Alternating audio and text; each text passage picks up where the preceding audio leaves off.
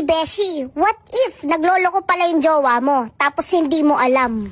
Hayaan mo na, ang importante, hindi ko alam.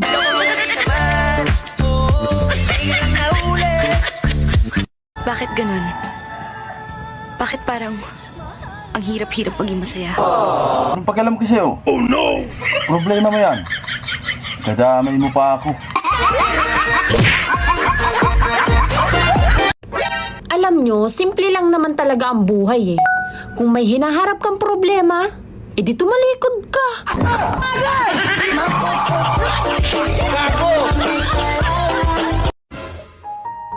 Layuan mo ang anak ko. Mahal ko ang anak nyo. Walang makapagpapabago doon. Bibigyan kita ng 10 milyon. Madali akong kausap.